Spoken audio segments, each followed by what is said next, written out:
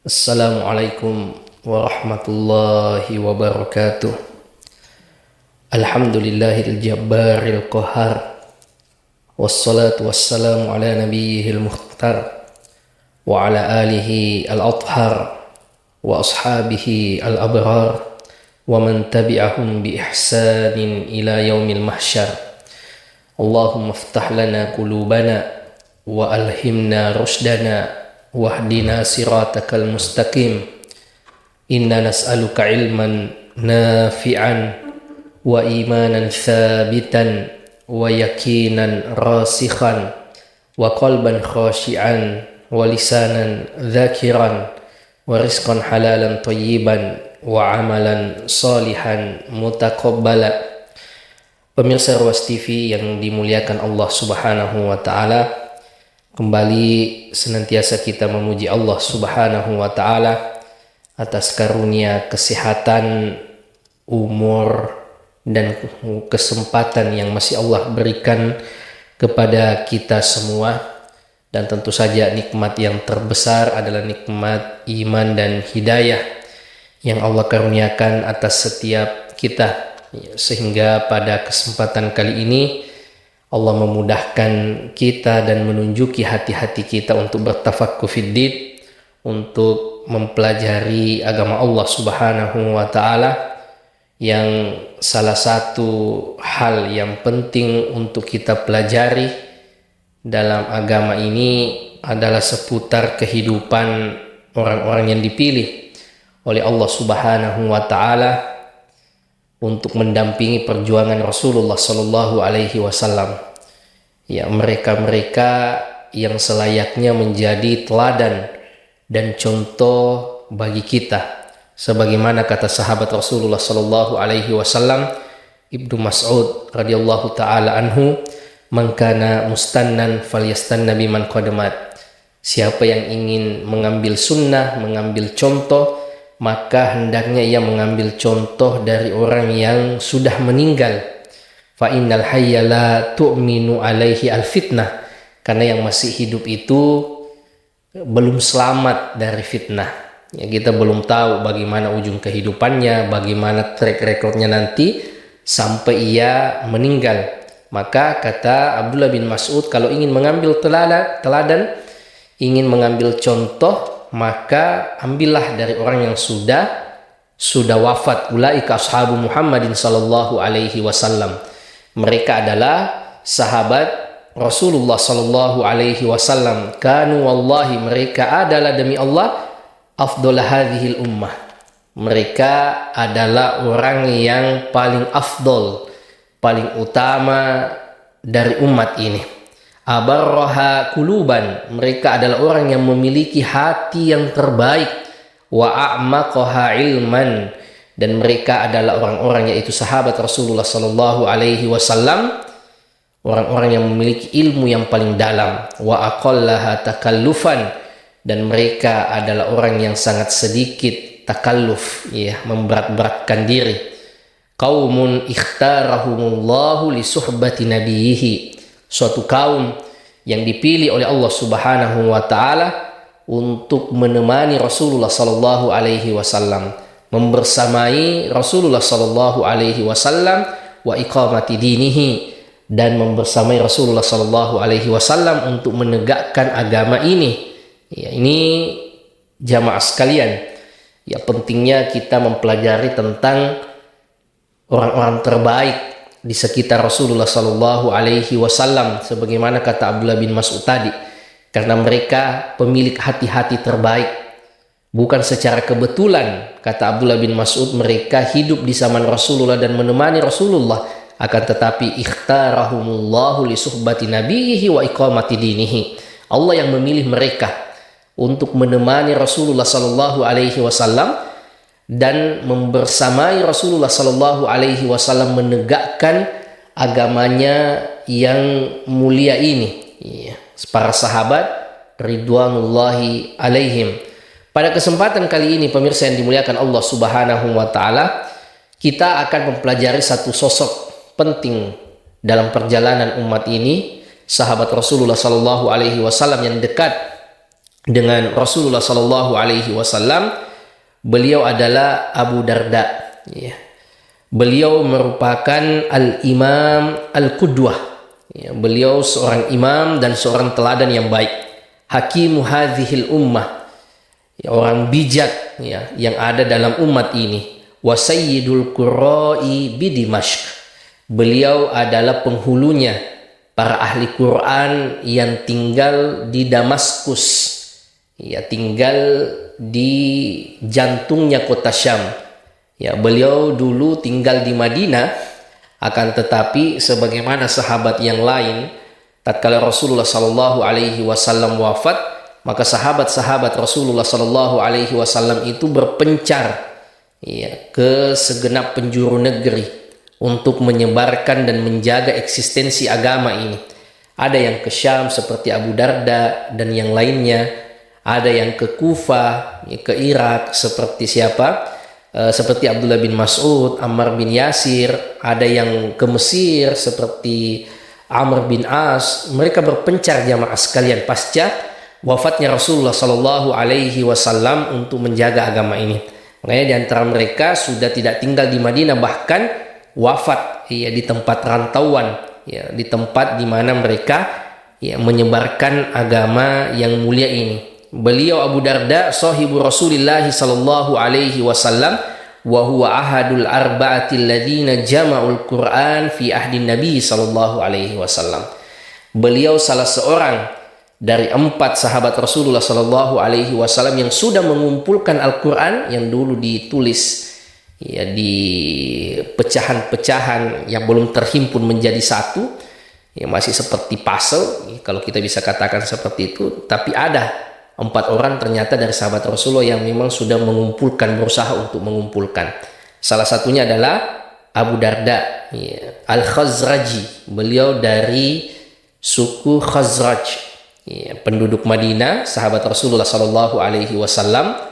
Itu dari 2 suku besar, yaitu Aus dan Khazraj. Mereka ini aslinya sebenarnya dulu adalah di Yaman. Ya, sebelum pindah ke Madinah, ya, di Yaman, di Ma'rib pernah terjadi banjir besar, jebolnya bendungan di Ma'rib itu. Kemudian mereka pindah dan mendiami kota Yathrib, ya, kota Madinah. 2 suku besar ini Aus dan Khazraj. Adapun Abu Darda ini dari suku Khazraj, makanya digelari atau berlakop Al-Khazraji, Al-Ansari. Ya, tentu saja beliau bagian dari orang-orang Ansor dan masuk dalam ayat Allah Subhanahu wa taala di surah At-Taubah ayat 100, was-sabiqunal awwalun minal muhajirin wal ansar walladzina tabauhum bi ihsan radhiyallahu anhum wa radu'an. Orang-orang yang awal-awal masuk Islam dari kalangan muhajirin dan kalangan ansor serta yang mengikuti mereka dengan baik, radhiyallahu anhum wa radu'an. Allah ridho pada mereka dan mereka pun ridho kepada Allah Subhanahu wa taala. Sedangkan Abu Darda ini masuk dalam barisan orang-orang Ansor dari suku Khazraj.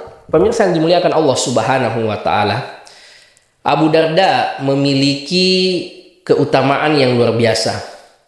Yang pertama, kata muallif kitab ini, annahu minal arba'atil ladzina jama'ul Qur'ana fi hayatin Nabi sallallahu alaihi wasallam. Ya, beliau merupakan salah seorang, sebagaimana yang kita sebutkan di awal tadi, adalah salah seorang dari 4 sahabat Rasulullah sallallahu alaihi wasallam yang sudah mengumpulkan Al-Qur'an saat Rasulullah sallallahu alaihi wasallam masih hidup. Ya, yaqulu Anas ibnu Malik, mata Nabi sallallahu alaihi wasallam wa la yajma'il Qur'ana ghairu arba'ah. Saat Rasulullah sallallahu alaihi wasallam wafat, tidak ada yang mengumpulkan Al-Qur'an kecuali hanya 4 orang saja. Yang paling pertama, kata Anas bin Malik, Abu Darda, sahabat yang mulia ini. Ini menunjukkan bagaimana ihtimam beliau, bagaimana perhatian beliau kepada Al-Qur'an. Ya, saat Rasulullah Sallallahu Alaihi Wasallam masih hidup, beliau diantara 1 dari 4 sahabat Rasulullah Sallallahu Alaihi Wasallam yang sudah mengumpulkan Al-Quran. Bahkan nanti saat Rasulullah SAW sudah wafat, Abu Darda pindah ke Damaskus, beliau menjadi ahli Qurannya, Sayyidul Qurra, ahli Qurannya orang-orang yang ada di Damaskus, di jantung Syam. Nah, ini orang pertama jamaah sekalian yang disebutkan oleh Anas bin Malik sebagai orang yang mengumpulkan Al-Quran saat Rasulullah SAW masih hidup. Beliau adalah Abu Darda. Yang kedua adalah Mu'ad bin Jabal, yang sudah pernah kita bahas pada pertemuan sebelum ini, sahabat Rasulullah SAW yang kata beliau, a'lamu fi ummati bil halali wal haram, orang yang paling paham, paling tahu di umatku yang mana yang halal dan yang mana yang haram. Pemimpinnya para ulama. Beliau yang kedua. Kemudian yang ketiga Zaid bin Thabit. Beliau juga merupakan ahli Quran. Makanya di masa pasca wafatnya Rasulullah, Al-Quran ini ingin dikumpulkan, maka yang diperintahkan oleh Abu Bakar adalah Zaid bin Thabit. Yang kata Zaid kalau mendapatkan mandat tugas ini, mengatakan sekiranya memindahkan gunung itu lebih mudah daripada mengumpulkan Al-Quran, karena beratnya tugas ini, pemirsa yang dimuliakan Allah Subhanahu wa taala. Dan yang keempat adalah Abu Zaidin radhiyallahu taala anhu. Nah, ini keutamaan yang dimiliki oleh Abu Darda. Beliau adalah sahabat yang mengumpulkan Al-Qur'an, masahif itu, untuk kemudian disatukan. Bahkan di saat Rasulullah sallallahu alaihi wasallam masih hidup. Tsaniyan, yang kedua, wa min manaqibihi qurbuhu wa hirsuhu ala ta'allumi minan nabi sallallahu alaihi wasallam. Di antara keutamaan Abu Darda adalah dekatnya beliau dengan Rasulullah sallallahu alaihi wasallam dan semangatnya mengambil ilmu, menuntut ilmu dari Rasulullah sallallahu alaihi wasallam. Ini di antara keutamaan beliau, dekatnya beliau dengan Rasulullah sallallahu alaihi wasallam. Kedekatan sahabat-sahabat Rasulullah sallallahu alaihi wasallam dengan Rasulullah tentu berbeda-beda, pemirsa yang dimuliakan Allah Subhanahu wa taala. Ada yang sangat dekat, ada yang dekat, atau ada mungkin yang bahkan hanya bertemu 1-2 kali dengan Rasulullah sallallahu alaihi wasallam. Datang syahadat kepada Rasulullah, seperti orang-orang Badui, kemudian mendapatkan ajaran-ajaran pokok dalam agama ini, kemudian ia balik ke kampungnya berdakwah. Dan kemudian mungkin tidak ketemu lagi dengan Rasulullah Sallallahu Alaihi Wasallam, karena sebagaimana yang sering kita ulang-ulangi definisi sahabat itu, siapa yang ketemu dengan Nabi kemudian beriman padanya dan meninggal dengan keimanan tersebut. Makanya ulama kita menyebutkan ada sekitar 100.000 lebih sahabat Rasulullah Sallallahu Alaihi Wasallam yang masuk dalam definisi ini, pernah ketemu Nabi, beriman dengan Nabi dan meninggal dengan keimanan tersebut. Sedangkan pada peristiwa haji wada, haji perpisahan Rasulullah Sallallahu Alaihi Wasallam, diriwayatkan ada sekitar 124.000 sahabat yang menyertai Rasulullah. Dalam keterangan yang lain disebut 144.000 jamaah haji sahabat Rasulullah Sallallahu Alaihi Wasallam pada saat haji wada. Pemirsa yang dimuliakan Allah Subhanahu wa taala, di antara tanda kedekatan Abu Darda dengan Rasulullah Sallallahu Alaihi Wasallam bahwa beliau kadang menemani Rasulullah safar. Abu Darda mengatakan, kunna ma'a Rasulillah Sallallahu Alaihi Wasallam fi safarin. Dulu kami bersama dengan Rasulullah Sallallahu Alaihi Wasallam bersafar. Wa inna ahadana la yadau yadahu ala ra'sihi min shiddatil har. Yang saking panasnya saat mereka bersafar itu sampai orang-orang meletakkan tangannya di atas kepalanya. Saking panasnya kondisi saat itu. Termasuk sampai sekarang, terutama di Madinah, kondisi kalau panas sekali, kalau dingin sekali. Panas sampai 47 derajat, 48 derajat. Kalau dingin bisa dingin sekali 4 derajat atau bahkan mungkin 3 derajat.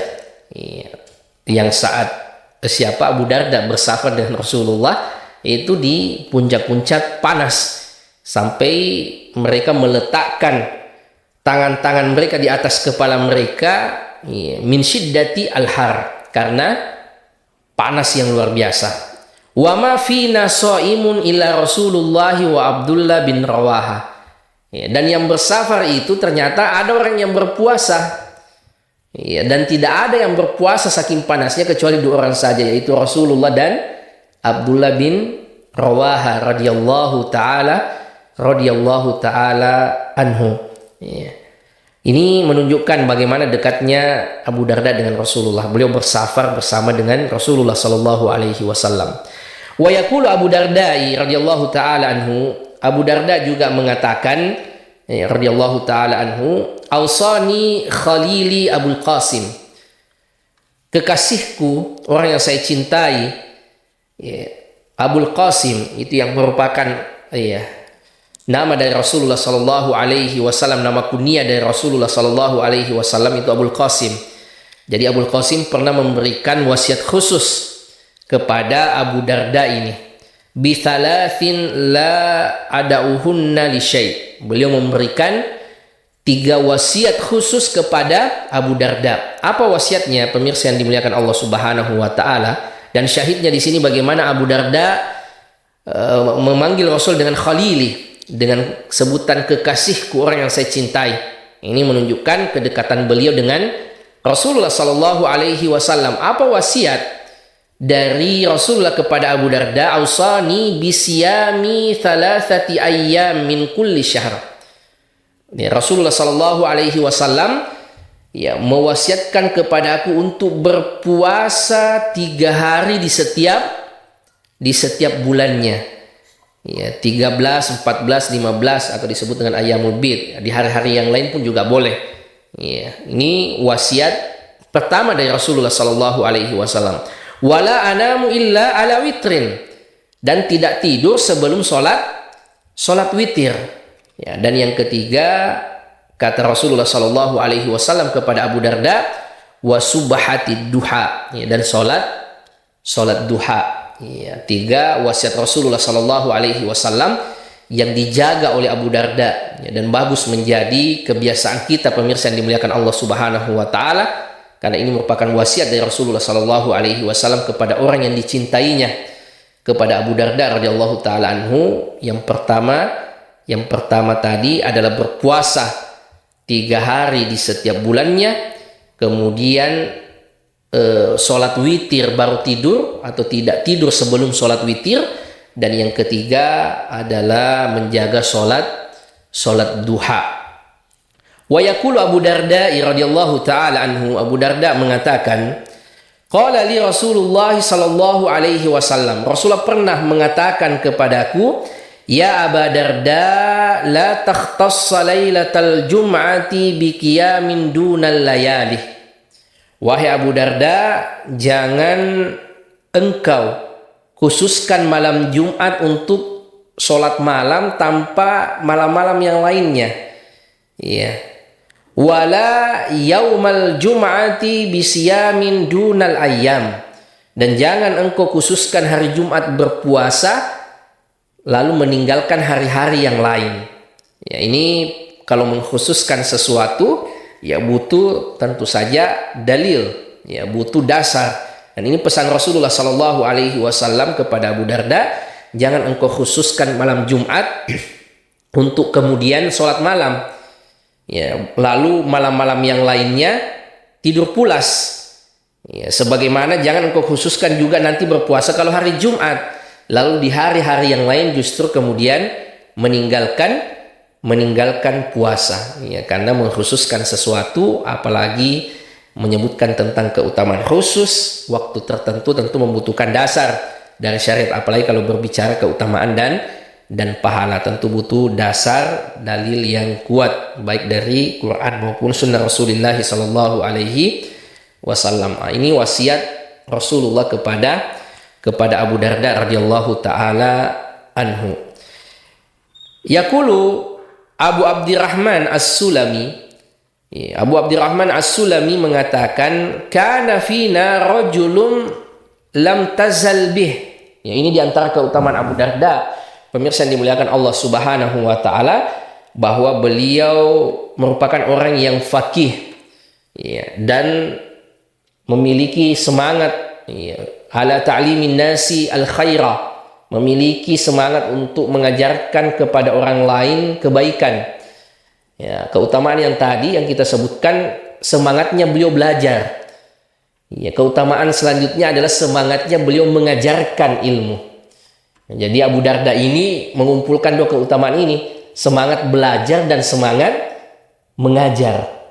Ya, ada orang mungkin semangat belajar tapi belum tentu memiliki semangat untuk mengajar.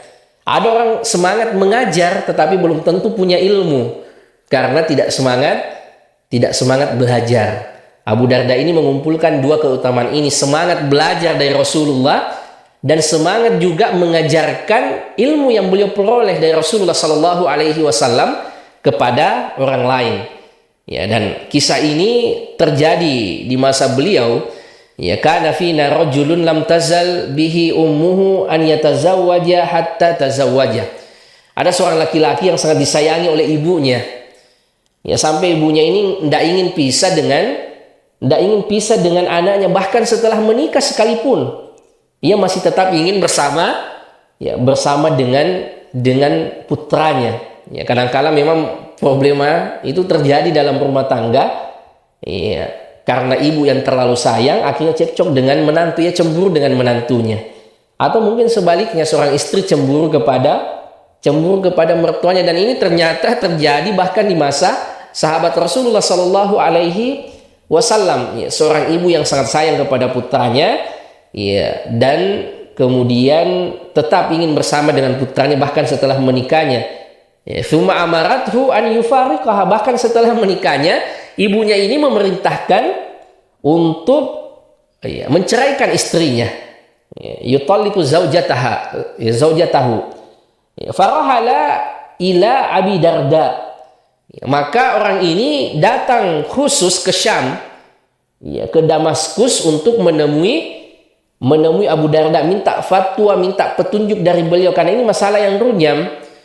Ya, seorang laki-laki yang sudah menikah ternyata ibunya sangat sayang padanya, dia tidak ingin pisah dengan anaknya, bahkan memerintahkan untuk menceraikan istrinya. Ya, kemudian laki-laki ini mengatakan kepada Abu Darda, "Inna ummi lam tazal bi hatta tazawwajtu." Ya, ibuku itu masih ingin tinggal bersamaku, bahkan setelah saya menikah.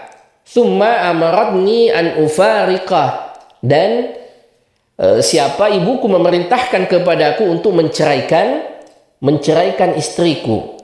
Qala Abu Darda kemudian menjawab dengan mengatakan, ma ana billadzi amuruka an tufariqa wa ma ana billadzi amuruka an tumsik. Kata Abu Darda, saya tidak bisa mengarahkan untukmu apakah mempertahankan pernikahan itu atau menceraikan istrimu. Saya tidak bisa, kata Abu Darda, memberikan petunjuk apakah saya memerintahkan untuk menceraikan istrimu saja ataukah kemudian mempertahankannya. Akan tetapi saya pernah mendengar Rasulullah Sallallahu Alaihi Wasallam mengatakan, al-walidu awsatu abwabil jannah. Orang tua itu adalah pintu surga yang paling tengah. Kata Abu Darda, saya tidak bisa memberikan putusan, tetapi saya pernah dengar Rasulullah mengatakan bahwa orang tua itu adalah pintu surga yang paling pertengahan. Fa'adi dzalika albab au ifadhu. Kembali kepadamu, apakah engkau ingin menyia-nyiakan pintu itu ataukah kemudian ingin tetap menjaga pintu tersebut untukmu. Faraja'a wa qad faraqaha. Akhirnya laki-laki ini kemudian kembali dan menceraikan istrinya. Hampir mirip dengan kasus Abdullah bin Umar dengan Umar ibnul Khattab. Umar ibnul Khattab itu pernah menganjurkan kepada putranya untuk menceraikan istrinya. Akan tetapi Abdullah bin Umar radhiyallahu taala anhu mungkin karena sangat cinta kepada istrinya, tidak ia ceraikan istrinya. Akhirnya Umar melapor kepada Rasulullah Sallallahu Alaihi Wasallam. Jadi hal yang semacam ini ada bahkan di masa sahabat Rasulullah Sallallahu Alaihi Wasallam, dan kebanyakannya tentu saja faktor agama, ketidakbagusan agama menantu pasangan, maka orang tua kadang menganjurkan untuk berpisah saja. Ya. Pemirsa yang dimuliakan Allah Subhanahu wa taala, ya. Abu Darda ya, juga disebutkan an Ma'dan bin Abi Thalha al-Ya'mari qala li Abu Darda. Abu Darda pernah mengatakan kepadaku, "Aina maskanuk?" Engkau ini dari mana? Di mana tempat tinggalmu? Qultu fi qaryatin duna Hims. Ya. Beliau mengatakan, saya tinggal di tempat sebelum kota Hims. Ya, Hims ini juga di Syam, di Suriah. Tempat yang kemarin bergejolak waktu perang di Suriah, kota Hims. Ya, ketemu dengan Abu Darda. Kemudian Abu Darda memberikan nasihat kepada orang ini dengan mengatakan, sami'tu Rasulullah sallallahu alaihi wasallam yaqul. Saya mendengar Rasulullah sallallahu alaihi wasallam bersabda, ma min thalathatin fi qaryatin wala badwin la yu'adhanu wala tuqamu fihi mussalah illa istahwadha alaihimus syaitan. Tidaklah 3 orang yang mendiami suatu tempat dan di tempat itu tidak terdengar azan dan tidak ada yang sholat berjamaah kecuali syaitan sudah menguasai tempat tersebut, menguasai kampung tersebut. Ini menunjukkan ya, pentingnya sholat berjamaah jamaah sekalian. Ya, sekiranya ada suatu kampung hanya 3 orang saja penduduknya, kata Rasulullah Sallallahu Alaihi Wasallam, tetapi tidak terdengar adzan, tidak ada yang sholat berjamaah, maka syaitan sudah menguasai tempat tersebut, menguasai kampung tersebut. Fa'alaika bil jamaah, jagalah kebersamaan, kata Abu Darda. Al jamaah itu, atau khususnya sholat berjamaah. Fa inna ma ya'kulu dhibu minal ghanamil qasiyah, karena serigala itu hanya akan memakan ya, domba atau kambing yang berpisah dari rombongannya. Ya, Abu Darda memberikan ya, pandangan betapa pentingnya orang itu bersama dengan al-jamaah, ya, bersama dengan orang-orang yang baik, ya, karena orang yang baik butuh kepada orang yang baik.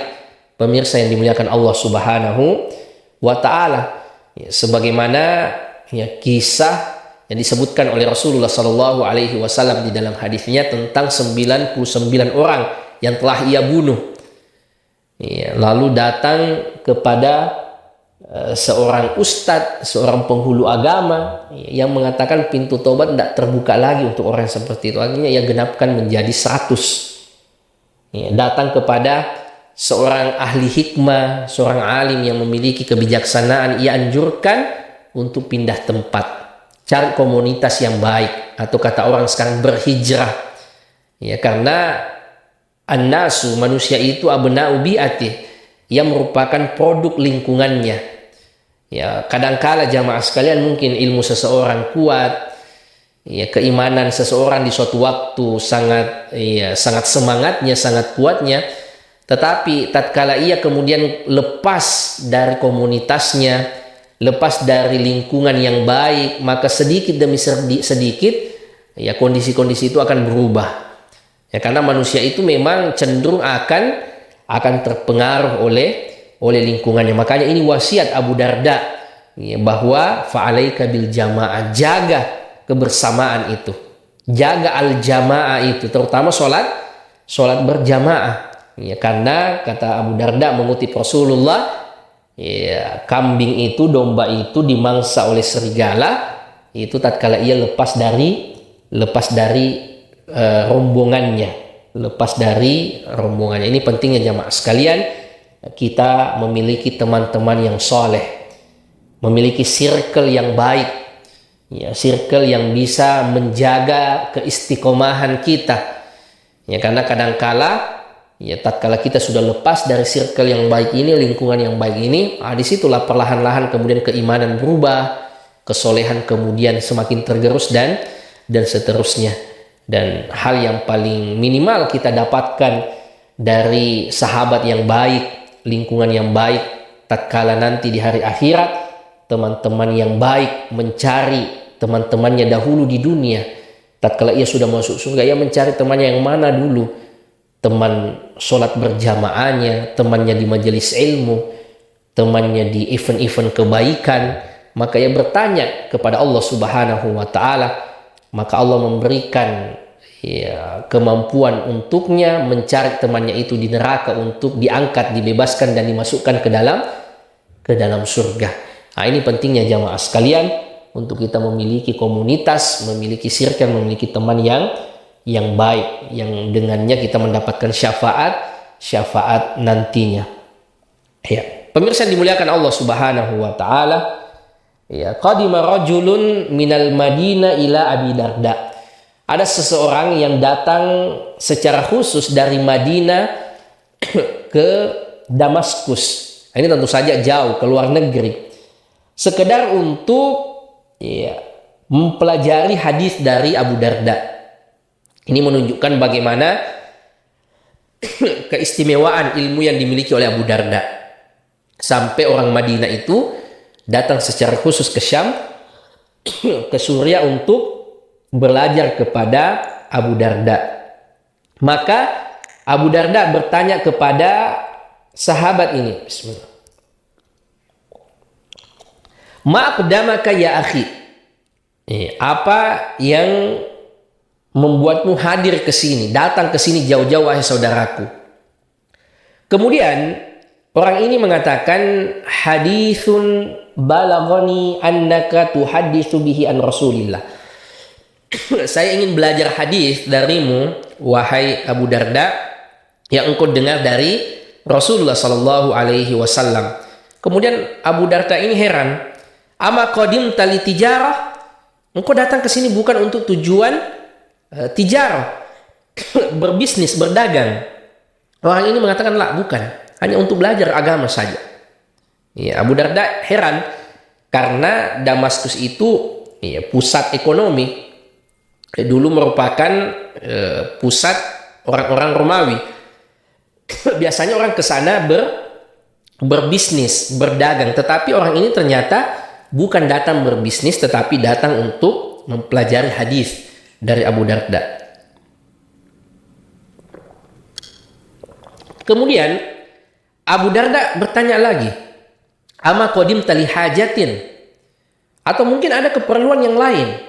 Orang ini mengatakan, lah, bukan, saya memang datang untuk belajar kepadamu. Ma qadimta illa fi talabi hadzal hadis. Engkau datang ke sini hanya untuk belajar hadis padaku? Orang ini mengatakan, na'am, betul. Iya, saya ingin belajar hadis darimu. Ini juga menunjukkan bagaimana semangatnya pemirsa yang dimiliki Allah, yang dimuliakan Allah Subhanahu wa Ta'ala, orang-orang dahulu dalam belajar agama. Mereka dengan kesederhanaan yang mereka miliki, mereka berjalan jauh, menempuh perjalanan dari Madinah ke Syam, ke Suriah, sekedar untuk mempelajari hadis. Yang alhamdulillah sekarang, ya mungkin kita tidak perlu capek sebagaimana orang-orang terdahulu. Ada channel seperti yang kita miliki ini, ada sarana-sarana yang lain yang memudahkan kita untuk mempelajari hadis-hadis Rasulullah Sallallahu Alaihi Wasallam. Setelah mengetahui bahwa orang ini hanya betul-betul ingin mempelajari hadis, maka Abu Darda menyampaikan, fa inni sami'tu Rasulullah sallallahu alaihi wasallam yaqul. Saya mendengarkan atau saya pernah mendengar Rasulullah sallallahu alaihi wasallam mengatakan, man salaka tariqan yatlubu fihi ilman sahalallahu lahu bihi tariqan ilal jannah. Siapa yang menempuh satu jalan untuk menuntut ilmu, maka Allah juga akan memudahkan jalannya untuk ke surga. Menempuh di sini dua makna jamaah sekalian. Bisa memang menempuh jarak, bisa dengan segala sesuatu yang kemudian membantunya untuk menuntut ilmu, termasuk sarana kita saat ini. Buka handphone, menyiapkan kuota, belajar di channel-channel Islami. Itu bagian dari menempuh jalan untuk menuntut ilmu, yang dengannya kita harapkan sebagaimana kata Rasulullah juga bisa menjadi jalan untuk kita masuk ke surganya Allah Subhanahu wa Ta'ala. Wa innal malaikata latadau ajnihataha ridon li talibil ilm. Dan malaikat yang meletakkan sayap-sayapnya sebagai bentuk keridoan kepada orang yang menuntut ilmu. Ini bahkan malaikat pun memberikan penghormatan kepada mereka-mereka yang menuntut ilmu agama.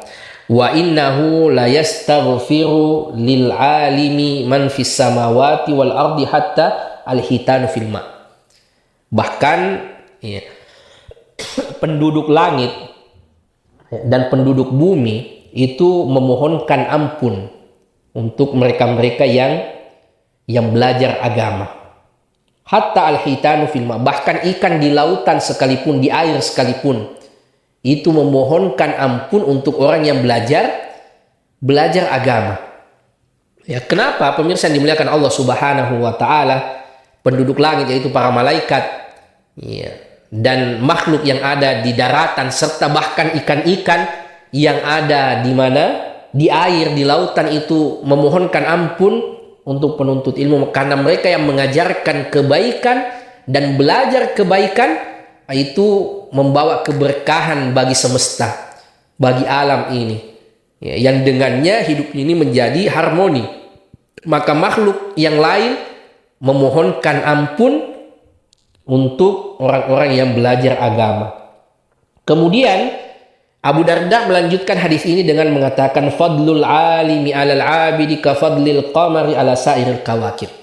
Keutamaan orang yang memiliki ilmu dari orang yang sekedar ahli ibadah seperti keutamaan cahaya rembulan dari cahaya bintang. Bagaimana terangnya rembulan itu pemirsa yang dimuliakan oleh Allah Subhanahu wa taala, ya, itu seperti itulah keutamaan orang yang memiliki ilmu dibanding sekedar semangat beribadah tetapi tidak berilmu, hanya seperti bintang-bintang. Ya.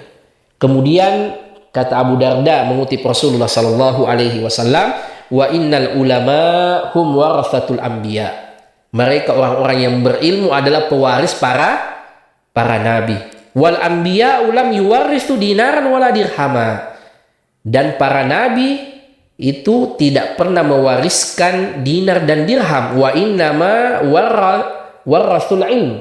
Mereka para nabi hanya mewariskan ilmu. Faman akhadha bihi akhadha bihadzdin wafir. Siapa yang mengambil warisan para nabi, maka ia telah mengambil bagian yang banyak.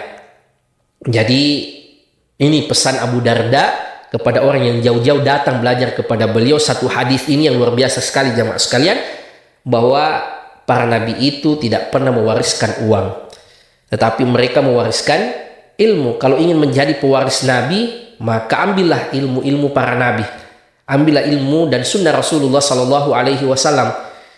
Ya, orang-orang sekarang kadang rebutan harta warisan, ya, dari orang tuanya atau kerabatnya. Ya, maka mari kita rebutan menjadi pewaris nabi, ya, rebutan harta warisan para nabi yang bukan dirham, bukan dinar, tetapi adalah ilmu yang kata Rasulullah, siapa yang mengambilnya maka ia mengambil bagian yang banyak. Kemudian terakhir pemirsa yang dimuliakan Allah Subhanahu wa taala adalah Abu Darda, orang yang sangat zuhud dari kehidupan dunia dan semangat dalam beribadah. Akhan Nabi sallallahu alaihi wasallam baina Salmana wa Abi Darda. Ya. Rasulullah sallallahu alaihi wasallam sebagaimana kebiasaan beliau itu mempersaudarakan sahabat-sahabatnya.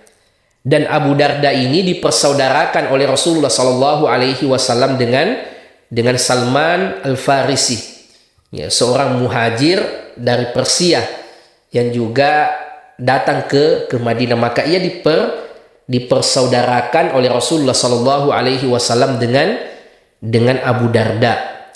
Fazar Salmanu Aba Ad-Darda. Dan Salman Al-Farisi kemudian mengunjungi rumah saudaranya ini, rumah Abu Darda ini. Fara'a Umma Dardai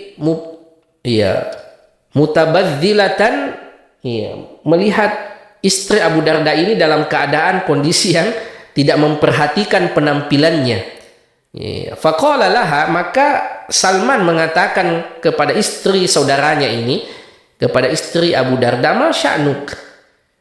Ada masalah apa? Ya, kenapa sampai tidak memperhatikan pakaiannya?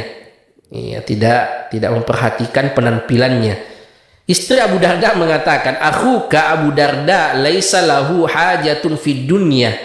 Ya, saudaramu itu Abu Darda yang tak lain adalah suami ia sendiri.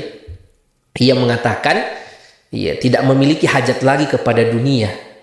Ia tidak ada perhatiannya lagi kepada perempuan, tidak berhasrat lagi kepada dunia dan istrinya. Yasumun nahar, ia habiskan siangnya dengan berpuasa, wa yaqumul lail, dan ia habiskan malamnya dengan sholat malam. Tidak ada lagi hasratnya kepada dunia, tidak ada lagi hasratnya kepada wanita. Ya, faja Abu Darda, kemudian Abu Darda tiba, fasona alahu to'aman. Ia langsung membuatkan makanan, membuatkan hidangan untuk saudaranya ini, untuk Salman. Faqala lahu kul fa inni shaim. Abu Darda mengatakan, makan, saya tidak bisa ikut makan karena saya lagi berpuasa. Persis kata istrinya, hari-harinya dihabiskan untuk berpuasa dan malam harinya dihabiskan untuk sholat malam.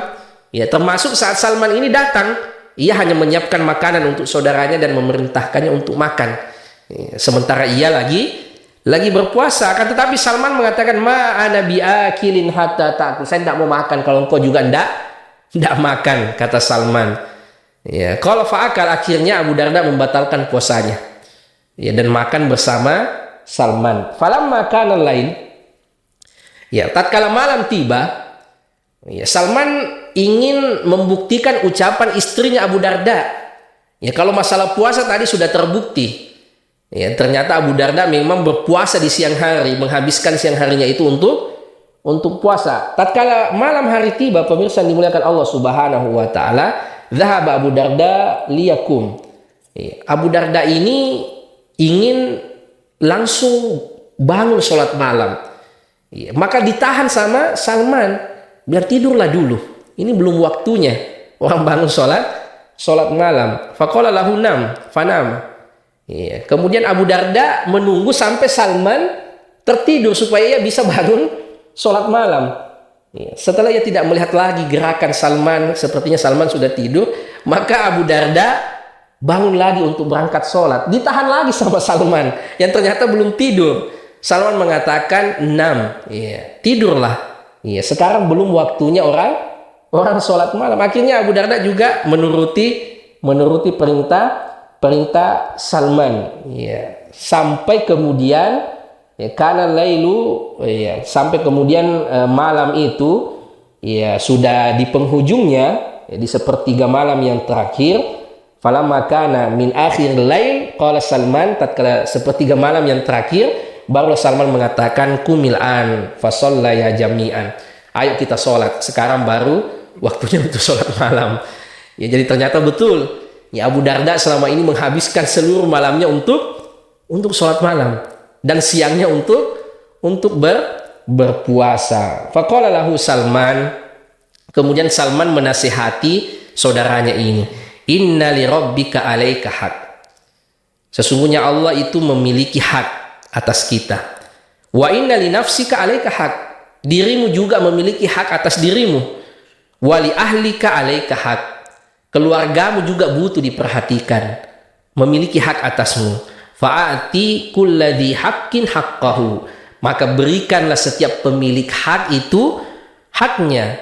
Lalu mereka datang kepada Rasulullah sallallahu alaihi wasallam, ya, untuk, ya, meminta arahan dari beliau, ya, tentang kejadian yang dialami oleh Salman dan saudaranya Abu Darda ini. Faqala Nabiyyu sadaqa Salman. Rasulullah sallallahu alaihi wasallam mengatakan benar apa yang disampaikan oleh Salman Al-Farisi, bahwa Allah memiliki hak atas kita, diri kita juga butuh istirahat, dan keluarga kita juga tentu memiliki hak atas diri kita. Tetapi syahidnya yang kita lihat, pemirsa yang dimuliakan Allah Subhanahu wa taala, bagaimana zuhudnya dan semangat ibadah yang dimiliki oleh sahabat Rasulullah Abu Darda. Abu Darda juga mengatakan, pemirsa yang dimuliakan Allah Subhanahu wa taala, bu'itsan nabiyyu sallallahu alaihi wasallam wa ana tajirun. Tatkala Rasulullah sallallahu alaihi wasallam tiba di kota Madinah dan diangkat sebagai seorang nabi, saya ini seorang pebisnis, seorang pedagang sukses. Fa'aradtu an tajtami'a li al-ibadatu wat tijarah. Maka saya berharap saat itu, saya berangan-angan untuk mengumpulkan dua keutamaan, at-tijarah wal ibadah. Bisa tetap menjadi pengusaha sukses dan bisa tetap menjaga ibadahnya. Falam yajtami'a, tapi kata Abu Darda ternyata tidak bisa. Saya tidak bisa mengumpulkan dua hal ini. Farafattu at-tijarah wa aqbaltu 'alal ibadah. Maka saya tinggalkan usaha dan saya fokus untuk ibadah. Walladzi nafsu Abi Darda biyadihi. Demi Allah, kata Abu Darda, ma ahabbu anna liya al-yawma hanutan ala babil masjid la tukhti'uni fihi salatun arbahu fihi kulla yawmi arba'ina dinaran wa tasaddaqu biha kulliha fi sabilillah. Kata Abu Darda, sekiranya saya memiliki toko di samping masjid yang dengannya kemudian saya tetap juga bisa menjaga sholat 5 waktu, dan setiap hari untung banyak 40 dinar yang semuanya pun saya sedekahkan di jalan Allah, itu pun saya tidak kehendaki. Kemudian orang bertanya, ya Abu Darda, wa ma takrahu min dzalik, kenapa sampai seperti itu? Kata Abu Darda, syiddatul hisab, karena beratnya perhitungan kelak tentang harta ini. Saking khawatirnya Abu Darda tentang hisab harta di hari akhirat kelak.